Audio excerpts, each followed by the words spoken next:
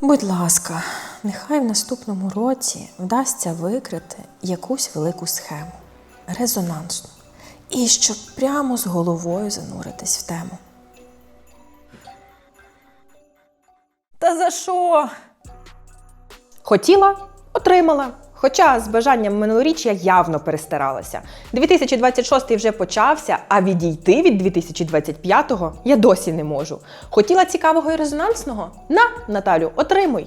Прослушки Комарницького, спроби знищити НАБУ і САП, картонки, маєтки в Козині, Мідас. Кліпнула і року нема. Зате тепер є купа згадок, про які хочеться поговорити. Вітання! Я Наталя, ви дивитесь Бігус.Інфо. І по-перше, з Новим роком усіх, а по-друге, величезне дякую, що разом з нами неслися крізь той абсолютно божевільний 2025. З точки зору антикорупції його сміливо можна назвати роком НАБУ і САП, бо та не певна, що треба пояснювати. І от нам в редакції подумалося, що оскільки ми все одно збиралися робити традиційний підсумковий випуск, навіть 2 підсумкових випуски, то буде чесно один з них присвятити тим нашим матеріалам, які або в принципі з'явилися, бо НАБУ і САП класно зробили свою роботу, або в подальшому переросли в їхні кримінальні провадження. Формат цей дуже традиційний, ви з ним явно знайомі. Робимо ми його зазвичай задля відповіді на одвічне і класичне питання. Так, а який взагалі толк з ваших розслідувань? Є у формату ще одна мета, бо якийсь зі згаданих випусків ви могли пропустити. А ми сумуємо, якщо ви пропускаєте випуски. І ось завдяки подібним штукам ми про них нагадуємо. До речі, про нагадування. Підпишіться на канал, якщо ще раптом цього не зробили. І будемо починати.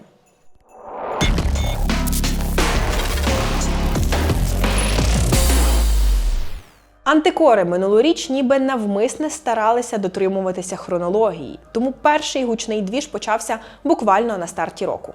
У лютому НАБУ та САП показали нам всім деталі спецоперації «Чисте місто». Для багатьох з вас ці історії про ганебний і відверто дуже нахабний дерибан київської землі стали певною мірою шоком. Для нас вже це було, в тому числі, підтвердженням численних гіпотез, сформованих в попередні роки. І як тільки в історії прозвучало широко відоме у вузьких колах прізвище Комарницький, ми почали розбирати на молекули деталі цієї справи. Бо нам точно було що додати до опублікованого НАБУ. Приблизно пару років НАБУ прослуховувало Дениса Комарницького, це такий смотрящий по землі і будівництву в Києві, а також найближчих до нього персонажів з Київради і КМДА. Займалась ця група багато чим, але НАБУ сконцентрувалась на епізодах з незаконного отримання ряду земельних ділянок за туалетною схемою, бо вони там найбільш ґрунтовно доводяться. Місяць тому підозри як члени організованого злочинного угрупування отримали Комарницький, працівники його офісу, а також заступник Кличка Петро Оленич, який курує ключові земельні департаменти столиці, голова земельної комісії Київради Михайло Терентьєв, депутат з цієї комісії Олена Марченко, заступник директора Київблагоустрою Олексій Мушта і заступник директора спецжитлофонду Юрій Леонов. Всі вони на записах дійсно тупо працюють на Комарницького. Про Комарницького, його зв'язки, його компанії, причетність до київських справ ми починали розповідати ще в 2017-му, коли зацікавилися історією зведення найдорожчого київського довгобуду – Подільсько-Воскресенського мосту.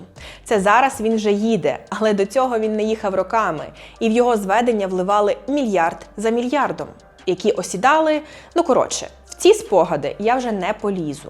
Ба більше, це якраз ми вперше запитали про роль Комарницького в президента Зеленського. Це теж було ще бозна коли. Але вода камінь точить. І Комарницький нарешті став відомим. Бо показані нами раніше історії були точковими. Там намутились на тендерах, там понятійки підписали на чергову багатоповерхову свічку, там десь землі трохи вкрали. А в чистому місті виліз прямо масштаб, системність і купа проблем в управлінні містом. Бо виявилося, що так звана група Комарницького – це зо 20 людей у КМДА та Київраді, які звітують, ходять на наради до нього і за одним дзвінком виконують вказівки щодо київської землі. Терентьєв. У меня ж там целое у меня ж все партнеры. Мои эти. Леха партнер. Леха – це Олексій Мушта з КП «Київблагоустрій». Еще там человек 7. Менеджер Комарницького Богославська. Да, Терентьєв. Не, а как? Банда идет. Скоро будет так по буквам, да как розпишем, да? Коли ви чуєте фразу «Київ розграбовується», що ви уявляєте? Щось, напевно, таке доволі карикатурне. Ну, типу, кабінет, в ньому сидять люди і розписують, хто з них що собі з оцього всього забере. Це дуже потасканий, дуже кіношний образ, який дивовижно відповідає реальності. Цей кабінет, де проходили такі зустрічі, знаходиться ось тут, в цій чорній стекляшці. Це бізнес-центр IQ на 7-му поверсі. За кілька років прослуховувань групи Комарницького сформувалися цілі полотна діалогів. У цих прослуховуваннях дуже багато яскравих цитат та подій, які ми ледь вмістили в 3 частини розслідування. У першій зосередилися на розборі людей та їхніх обов'язків у цій так званій групі. Тож давайте і про Оленичі, і про департамент земельних ресурсів «Київзем». Головну точку входу всіх земельних питань столиці. Через «Київзем» проходять усі бажаючі отримати землю. А значить, це і джерело інформації, і джерело контролю. Адже без документів «Київзему» ти так і лишишся бажаючим. Комарницький у розмові з Леоновим про вказівку Оленичу контролювати долю цікавих об'єктів та земельних ділянок. Я ему сказал: Петя, в сенсі Оленич, мне вообще до пизды, что тебе и кто сказал. Есть контрольные объекты. Там должно быть все ровно. Нахуй ты мне рассказываешь, кому кто що сказав. Оленич очолив «Київзем» у 18-му році, саме з розквітом Комарницького. Потім пішов на підвищення у зами Кличка. Це ви вже чули. В інтерв'ю Оленича, а я проглянув декілька, він говорить, що найменше всього займається «Київземом», хоча він офіційно і в його зоні відповідальності, а сконцентрований на цифровізації на благо громадськості.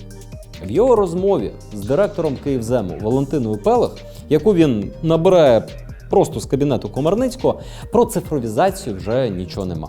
А от про громадськість є. Оленич з'ясовує у директора «Київзему» Пелех, чи можна пропонувати клієнту земельну ділянку. Оленич, Валентина Миколаївна, так все там, нету ніяких обтяжень, нічого. Поліції можна предлагати його? В сенсі, участок. Пелех, вроді би да, Ігор сказав, що нічого. Оленич, нет, давайте так, вроде бы это прекрасно, чтобы завтра не оказалось, что она проблемная. Чуєте мене? Ну так нехай тепер перепроверять точно, щоб не вийшло, що ми опять. Пелех. Єдине, що там громадськість буде і все остальне. Оленич. Ні, нам пофіг, це майданчик. Як я вже казала, НАБУ впровадженні зосередилися на землі, а саме на тих ділянках, які так звана група Комарницького виводила за час, поки їх прослуховували. Тому в другій частині епопеї нам важливо було детально розібрати саме цю схему, яку навіть охрестили назвою «туалетна». Показую на місцевості. От за цим магічним простирадлом одна з ділянок Комарницького зі справи НАБУ. На ній, згідно документів, знаходиться нежитлова будівля площею 420 квадратних метрів. Місце, як бачите, максимально прохідне. В плані ось це станція метро Житомирська. І знаєте, із затверджених державою документів ми багато знаємо про цю будівлю. В неї цегляні стіни, в неї залізобетонний фундамент, висота стель 3,5 метри і покрівля з рубероїду. Так, робимо магію. 1, 2, 3. Це клен. І за ним там далі теж рослинність. Що, братан, де рубероїд? Як ви могли зрозуміти з цієї пантоміми, головна діра наявної нерухомості, що для уникнення аукціону сама нерухомість не потрібна. Групи Комарницького таких ділянок десятки. В Києві сотні, якщо не тисячі. Впроваджені НАБУ 7 найсвіжіших. Всі вони отримувались у міста, тому що на них нібито існували якісь будівлі. За версією слідства, на більшості з них нерухомість існувала абсолютно віртуально. Традиційно в прослуховуваннях зазвичай є ще купа фрагментів, які основної теми не стосуються, але точно цікаві. Особливо, коли ти вже в'їхав в контекст і знаєш, про що ці тіпочки між собою говорять. Так в нас народилася третя частина за мотивами «Чистого міста».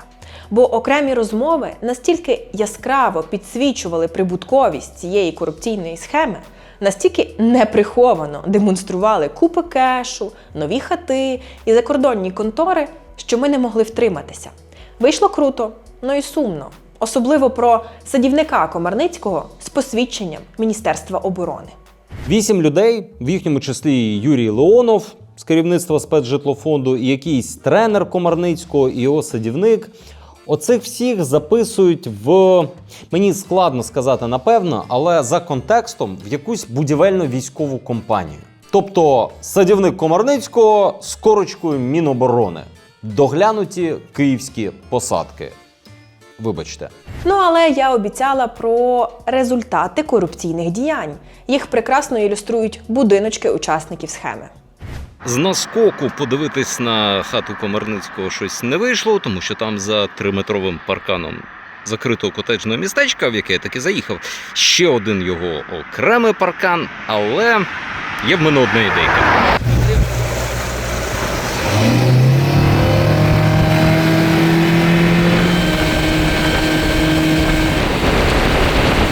Оце блакитне здоровидло, оце і є основний будинок Комарницького. Тут він і жив, тут досі є охорона і досі, кажуть, роблять якісь ремонти чи утеплення.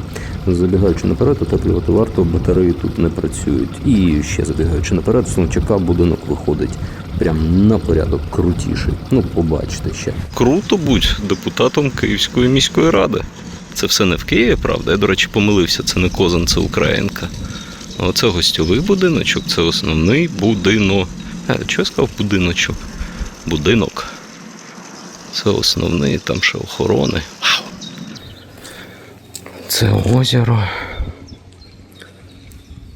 Це драбина. Це хай-тек. Ну, об'єктивно, стильно. Знаєте, кожна така історія для нашої редакції як маленьке життя. І воно не завершується тоді, коли публікується матеріал. Після нього наші юристи пишуть звернення і заяви у відповідні органи. А ми моніторимо, що ж відбувається далі. Підтримати всю цю нашу роботу можете і ви, долучившись до підтримки через сайт, спонсорство на Ютубі чи через Монобазу. Всі лінки для цього залишаємо в описі. До речі, напередодні Нового року ми збиралися з учасниками нашої спільноти поговорити про підсумки року, зокрема і про Комарницького, і справи НАБУ. Тож, якщо хочете спілкуватися з нами не лише онлайн, а й офлайн, долучайтесь і підтримуйте Bihus.info. Так от, що відбувалося після прослушок в КМДА, Київраді та житті фігурантів так званої групи Комарницького, ми зібрали в недавньому матеріалі. Денис Комарницький продовжує давати вам вказівки щодо того, які ухвалювати рішення на земельній комісії, за що голосувати? За процесуальними обов'язками не буду відповідати на жодні запитання. Ви не плануєте складати депутатські повноваження? Ще раз сказав, без коментарів. Дякую. Не можу коментувати, в мене процесуальний статус свідка відповідний, 222 стаття забороняє мені коментувати. А ще розповіли про недобудований величезний маєток у Козині та землі, які приводять до Комарницького. До речі, щодо цього маємо хороший апдейт. Після нашого матеріалу НАБУ арештувало ці землі та недобут у Козині. У цьому котеджному містечку купа дорогих маєтків. І тільки одна діляночка привертає найбільшу увагу. Ось цей величезний недобут. Пам'ятник гігантоманії на 3135 квадратних метрів. Незавершене будівництво індивідуального житлового будинку з господарськими будівлями та спорудами, захисні споруди від потоплення та затоплення, гідротехнічні споруди, площа забудови 3135,8 квадратних метрів, будівельний об'єм 1568 кубічних метрів. Незавершене будівництво Елінгу Б, площа забудови 105,8 квадратних метрів. Будівельні вагончики і біотуалет на території явно свідчать, хтось планував завершити це масштабне будівництво. І ми цього хтось чудово знаємо – Денис Комарницький. Коротше, я це так довго розповідаю про чисте місто і Комарницького не лише тому, що й сама операція крута, і ми добряче попрацювали в цій темі, а ще й тому, що мені це болить особисто, в хорошому сенсі. Бо я як почала займатися цим циклом в лютому, так і не помітила, що на дворі вже кінець квітня. Реально, 2 місяці життя. Всім би хотілося поділитися таким. І насправді тоді здавалося, що це вже тягне на найгучнішу історію року. Здавалося. Бо полізли перші чутки про те, що НАБУ розслідує справу, в якій фігурують топ-посадовці та оточення президента. І вже в липні почалося щось по-справжньому історичне. Спущене з Банкової рішення про обмеження незалежності НАБУ та САП запустило картонкові протести. Рішення відмотали назад, але ситуацію відмотати було вже неможливо. Запит людей на справедливість або хоча б дрібку цієї самої справедливості став занадто високим. Тим паче, що кнопки за знищення антикор-органів тиснули в тому числі хто? Бінго! Ті, чиї справи там і розслідувалися. 263 народні депутати проголосували за закон 12414. За даними Руху Чесно, 24 з них отримували підозри від антикорупційних органів. Майже половина – за недостовірне декларування. Ще кілька – за можливе хабарництво, шахрайство чи зловживання впливом. І частина із них – наші фігуранти. От з них давайте і почнемо. Один із тих, кого підозрюють в незаконному збагаченні – слуга народу Андрій Клочко. Підозру він отримав за матеріалами нашого розслідування. Ми якось помітили, на чому він приїжджає у Верховну Раду. Це був Мерседес. Мерседеса в декларації немає. І Мерседес до того ж був на несправжніх номерах. Це якось дуже дисонувало із машинами із декларації нардепа, особливо із 2 запорожцями. Але автівка то ще дрібниця, якщо порівнювати із тим, що з'явилося на матері депутата. З'явилося саме після того, як син пройшов у Верховну Раду. Наприклад, вона придбала нову Теслу Model X. Непогано ж? Далі взялася за нерухомість і купила землю у Блиставиці під Києвом та під Броварами, теж недалеко від столиці. Ми подивилися, на вашій мамі немає якогось такого масштабного бізнесу, аби вона могла собі це дозволити. Це ви фінансуєте її такі матеріальні статки? Ні, я не фінансую. А скажіть, будь ласка, звідки це вона все взяла? За що це вона могла? Але матір Клочка на цьому не зупинилась. Вона прикупила ще 2 квартири в тоді новому житловому комплексі в Києві. До слова, одна квартира на 60 квадратних метрів, інша на 200. Ну, ви ж самі розумієте, які ринкові ціни у Києві, а тим більш в таких ЖК. Але і це ще не все. Бо десь у 4 мільйони родині обійшлися ще 2 квартири у цьому ж комплексі, записані на сестру нардепа. Ну і з новими автівками це все потягнуло десь на 25 мільйонів гривень. А сам Клочко тим часом отримував компенсацію за оренду житла, бо ж власного нардеп не має. Клочка підозрюють у незаконному збагаченні на 11 мільйонів гривень. 11 мільйонів гривень. Це різниця між офіційними доходами родини Клочка і вартістю усього придбаного. Справу Клочка розглядають у Вищому антикорупційному суді. Фраза «читання матеріалів судових засідань» може звучати нудно, але повірте, насправді це захопливо і корисно. Бо саме це читання допомогло нашій команді нарешті отримати декілька пазликів, яких не вистачало для повної картини історії про тепер вже найвідоміше котеджне містечко країни. Про те саме. Коли влітку детективи НАБУ вперше вручили підозру тоді ще діючому міністру і віце-прем'єру Олексію Чернишову, людині з близького кола президента, ми вже знали, що під Києвом ведеться величезне будівництво, яке в подальшому «Українська правда» охрестить кооперативом «Династія». Знали і дуже хотіли довести причетність саме Чернишова до цього процесу. Не вистачало кількох дрібних штрихів. Нам їх подарувала його ж справа з хабарем у вигляді знижок на кілька квартир. Бо саме вона підсвітила ще кількох учасників, які і стали ключем до прив'язки екс-міністра Чернишова з будівництвом у Козині на мільйони доларів. Що було далі? Була Маша Землянська і Макс Опанасенко, був надувний човен і був буквально румтур по корупційній забудові.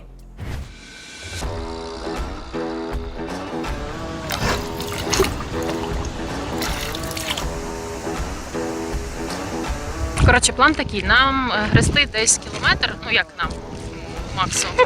Він явно не дуже радий цьому, але що робити, іншого варіанту показати, що будується за тим високим парканом, поки немає. Здається, ми вже виходимо на велику воду. В територіальні води. В територіальні води. Тут стають краєвиди набагато кращими. В сенсі по будинкам, які навколо.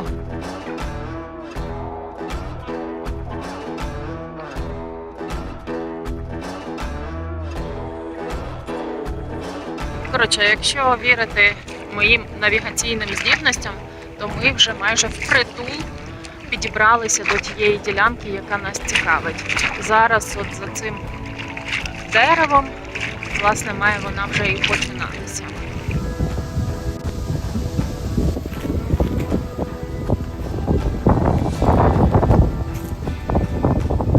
Коротше, друзі, те, що я вам зараз покажу, це скарб. Власне, он там, де паркан, біля води, і починається наша ділянка, ну як наша, не наша, на 8 гектарів. І кінець ділянки десь он там, за тим будинком, там, де дерева починаються. Там, власне, має бути озеро. Оце будинок біля озера. Цей, здається, мені тут найбільший, принаймні станом на зараз. 2 поверхи, чи може навіть 3. 2 і горище, тераси, панорамні вікна. Коротше, все як годиться. Зв'язок з Чернишовим був дуже явним. Маєтки в Козині будує кооператив «Сонячний берег». Його співзасновниця Інна. У неї є чоловік, а в чоловіка є сестра, чоловік якої, в свою чергу, відіграє непересічну роль у кримінальному провадженні Чернишова. Цього далекого родича, не своєї бізнес-партнерки, Чернишов, за версією слідства, зробив одним із своїх фунтів. На нього вирішив записати частину квартир по знижці, яку слідчі і ідентифікують як неправомірну вигоду посадовця. Ось так люди, які ще вчора здавались абсолютно чужими, виявилися пов'язаними. Більше того, пов'язали вони тепер Чернишова не тільки зі старою історією про хабарі квартирами, але й з проектом значно більшого масштабу, який раніше незаслужено залишався поза увагою. Звісно ж, в нас ще в процесі зйомки виникало питання, та на хіба одній родині стільки розкішних будинків? Звісно ж, ми з усіх боків, довірених і не дуже, чули гіпотезу про те, що насправді це будівництво Чернишова призначалося не лише для Чернишова, але довести це тоді було вкрай складно. Сюжет вийшов в липні. Вже у вересні НАБУ і САП провело повторні обшуки в Чернишова. Вже по цій котеджній історії. У той час конфлікт Банкової з антикорами, по суті, досяг свого піку. Згадайте, стільки бруду лилося з анонімних телеграм-каналів на детективів, зокрема і на структури загалом. Це на додачу до того, що окремі працівники НАБУ ще з літа буквально знаходились в СІЗО.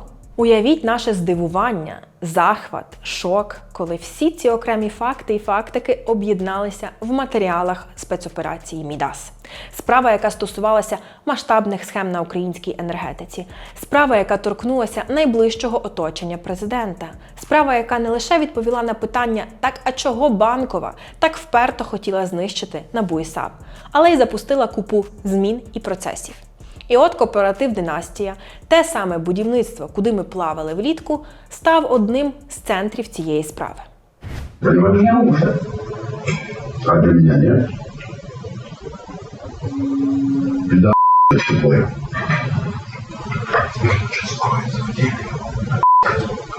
На частині записів НАБУ йдеться про будівництво. Зокрема, співвласник студії «Квартал 95» та товариш президента Володимира Зеленського Тімур Міндіч з позивним «Карлсон» обговорює консервування будівництва.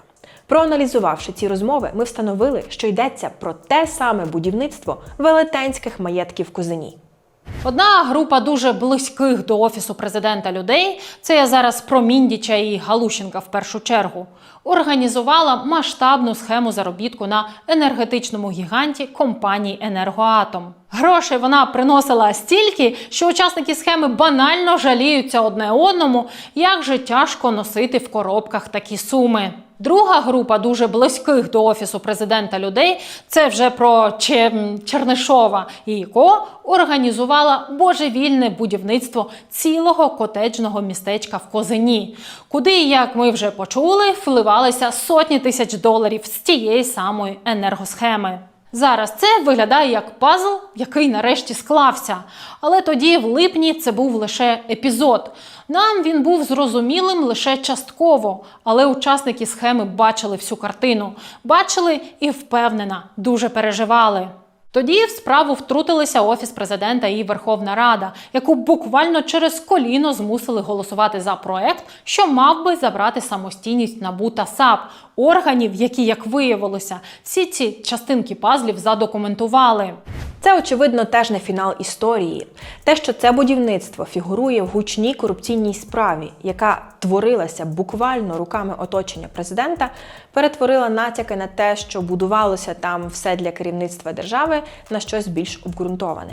І я сподіваюся, що колись ми всі дізнаємося реальних власників цих котеджів. І завершити цю підбірку хочеться розслідуванням, яке вийшло ще на початку 25-го, але яке я навмисно залишила на фінал. Бо свого епогею ця історія досягає саме зараз. Наша Оля Матвєєва тоді розповіла про лабораторію з аналізу ліків, яка раптово з'явилася, миттєво отримала дозвільні документи і загребла левову частку державних замовлень від Держлікслужби. Ми виявили, що за формальними власниками лабораторії стоїть очільник самої Держлікслужби і профільний працівник СБУ, у яких після реалізації цієї нехитрої схеми життя пішло як по маслу. Це Яблуниця, село на Івано-Франківщині. Хоча ні, не солідно звучить. Яблуниця знаходиться впритул до найдорожчого курорту країни – Буковелю. Цей статус і раніше тримав цінник на ділянки тут на дуже пристойному рівні. Після ж початку повномасштабного вторгнення, коли до краси і бограчу додалася ще й відносна безпека, вартість злетіла вище гір. Якщо погортати оголошення про продаж землі в Яблуниці, то ціни меншої, ніж $2000 за сотку, знайти вкрай важко. І от конкретно оці 2 гектари з панорамним видом нещодавно дісталися родині працівника Служби безпеки Валентина Оврамця. Тільки земля могла б коштувати під $400 000.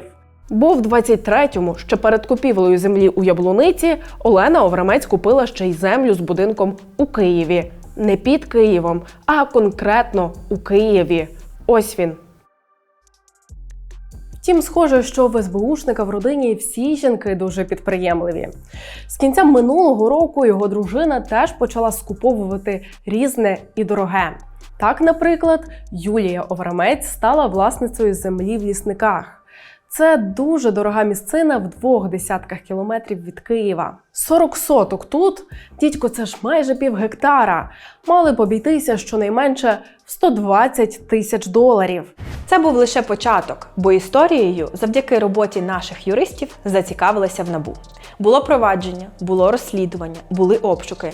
Ми ж паралельно зуміли отримати трохи більше доказової бази. Записи розмов учасників схеми, в яких не лише підтверджується все те, про що ми розповіли, але й відкривається низка не менш огидних фактів. Як рішали, як виводили гроші, кого використовували. Іншу половину лабораторії записали на будівельника Дмитра Устіка. Попри те, що він переконував нас в своїй глибокій зацікавленості в темі лабораторних аналізів, в якій він, втім, як виявилось, абсолютно не розуміється, ми й тоді не повірили в те, що він реальний співвласник.